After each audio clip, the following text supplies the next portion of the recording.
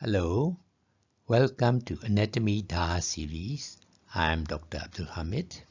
Today's topic is Nasopharynx. Free medical education illustrated and presented by Dr. Abdul Hamid Abdul Rashid.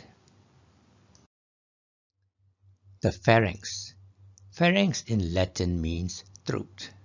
It is a funnel-shaped fibromuscular tube that is fibrous tissue and muscle tissue forming a tube which is located in the head and the upper part of the neck. Anterior wall of the pharynx has deficiencies, communicates with nasal cavity at posterior nasal opening called choana, oral cavity at oropharyngeal isthmus, and laryngeal cavity at the inlet of the larynx. Parts of the pharynx. On account of these three communications, therefore, the pharynx is subdivided into three parts. The part behind the nose, the nasopharynx, also known as epipharynx. The part behind the mouth, that is oral cavity, is oropharynx. And the part behind the opening of the larynx, laryngopharynx, also known as hypopharynx. Therefore, the pharynx is located behind the nose, behind the mouth, and behind the larynx, respectively.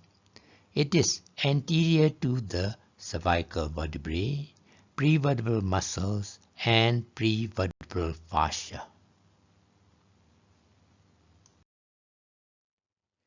Nasopharynx. Let's see the diagram first. This is the sagittal section of the skull. This is sphenoidal sinus. In the body of the sphenoid bone, this is pituitary fossa. This is base occiput. So the whole thing is the base of the skull.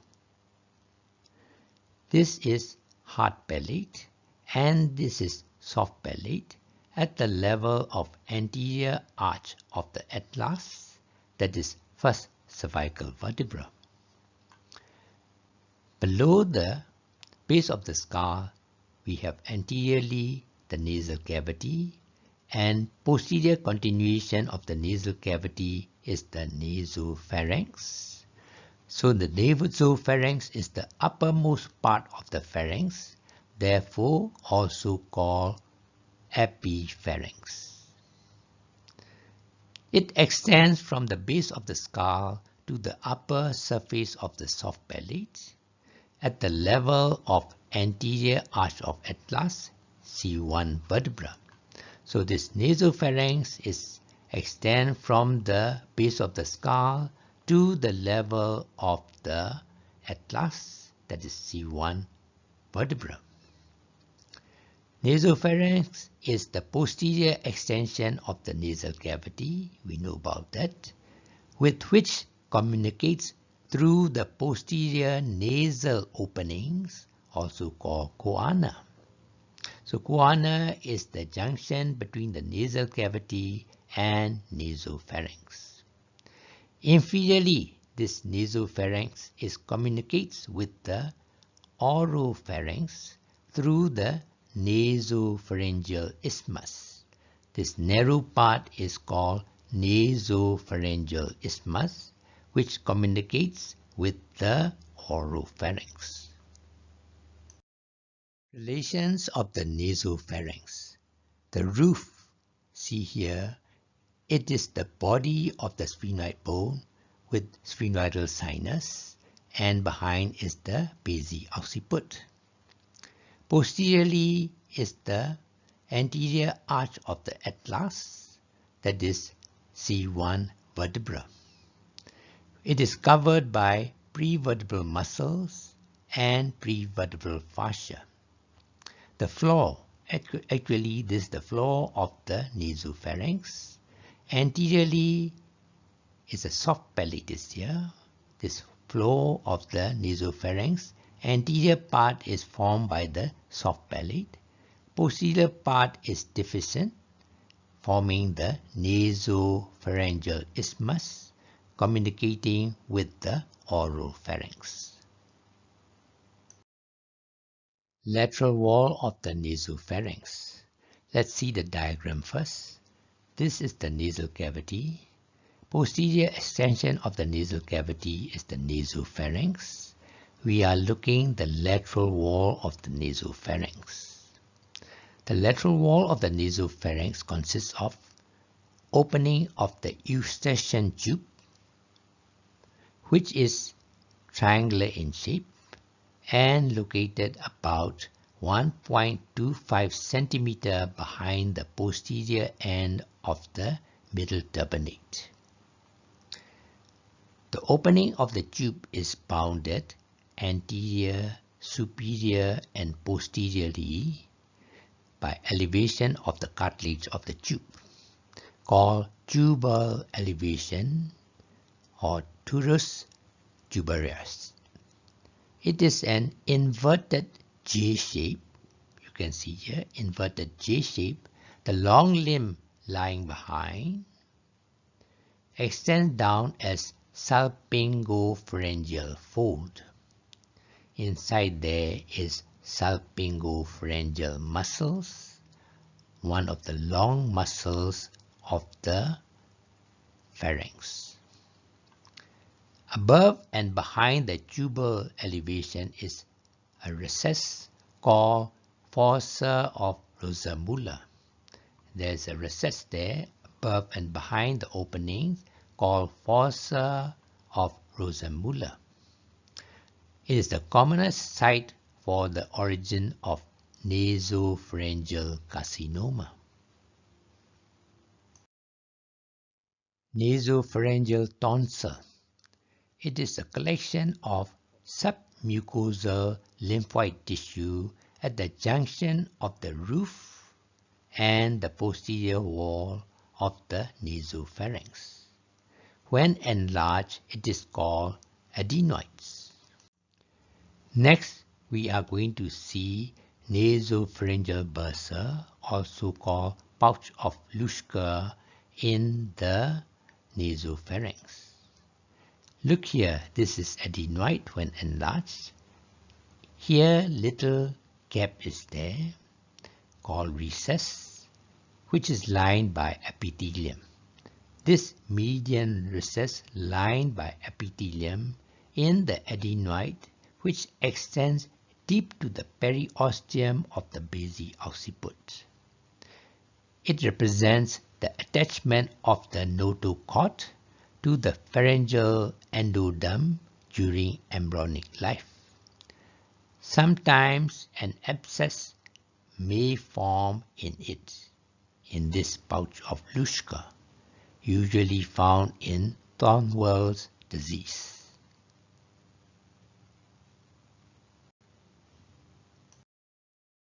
Another two structures in the nasopharynx are Rethkel's pouch and tubal tonsil. Rethkel's pouch. It is represented clinically by a dimple that is a slight depression above the adenoids. Little dimple, slight depression above the adenoid.